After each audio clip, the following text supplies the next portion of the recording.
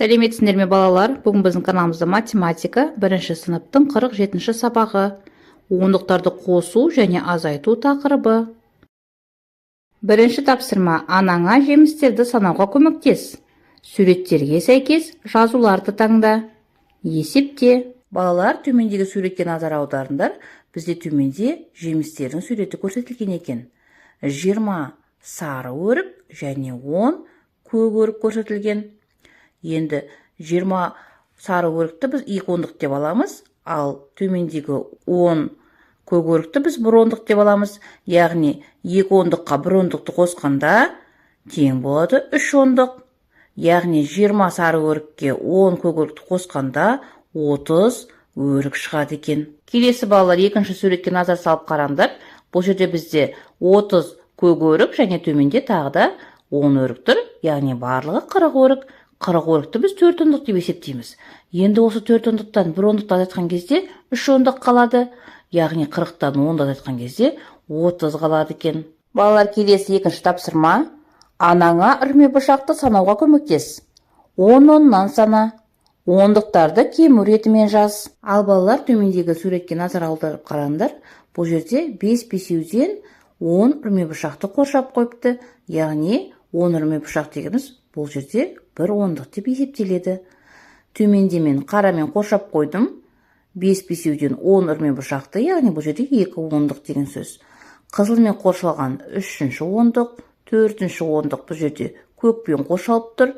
5-ші ондық көкпен қоршалып тұр және 6-шы ондықты мен қызылмен қоршап қойдым. Яғни бұл жерде барлығы 6 ондық бар екен. Балалар, 6 ондық дегеніміз бұл жерде барлығы 60 үрме бұршақ бар деген сөз. Енді балалар, ондықтарды кему ретімен жазамыз. 60, 50, 40, 30, 20, 10. 60-тан 10-ға дейін кему ретімен санап, барлық үрме бұршақтың санын біліп алдық. Балалар, келесі үшінші тапсырма: қандай сандар жасырылғанын қалай табатыныңды айт. Бұл жерде балалар, төмендегі суретке назар аударыңдар. 10 қосу кружка деп тұр, тең 20 дейді. Енді осы есепті қалай шығарамыз біз? Дұрыс айтасыңдар балалар. 20-дан 10-ды азайтамыз, тең болады 10. Осы ондықты біз кружкадағы белгісіз санның орнына қоятын болсақ, яғни 10-ға 10-ды қосқан кезде тең болады 20. Келесі бізде кружка тұр, қосу 20 тең 70 дейді. Бұл есепті қалай шығарамыз? Өте дұрыс айтасыңдар балалар. 70-тен 20-ны азайтамыз, тең болады 50. Енді осы 50-ді кружканың орнына қоямыз. Яғни 50 қосу 20 тең болады қосындының мәні 70-ге. Келесі бізде 90 азайту белгісіз сан тұр, яғни кружка тұр, тең болады 10. Бұны да тура осындай тәсілмен шығарамыз. 90-нан 10-ды азайтамыз, тең болады 80. Енді осы 80-ді кружканың орнына қояйық.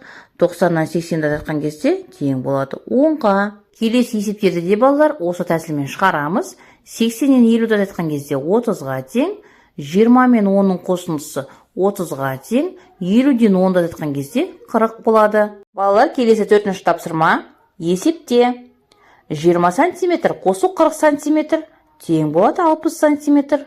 30 сантиметр қосу 50 сантиметр тең болады 80 сантиметр. 60 сантиметр қосу 40 сантиметр тең болады 100 сантиметр. Келесі 50 сантиметр мен 40 сантиметрдің қосындысы 90 сантиметрге тең болады. 80 сантиметрден 30 сантиметр азайтқан кезде 50 сантиметр қалады. 100 сантиметрден 20 сантиметр азайтқан кезде 80 сантиметр қалады екен. Келесі 5-ші тапсырма: сен зерттеушісің. Тізбектің жалғасын тап. Геометриялық фигуралардан тізбек құрастыр. Балалар, төмендегі суретке назар аударып қараңдар. Бізде қоршалған фигуралар тұр.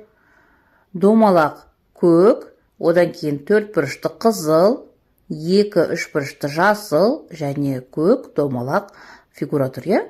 Енді бізде келесі суретке қарасыңдар, бізде 3 нұсқа берілген.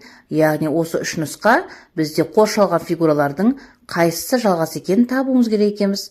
Енді осы жалғасын табу үшін біз қайтадан осы қоршалған фигураның басына барамыз.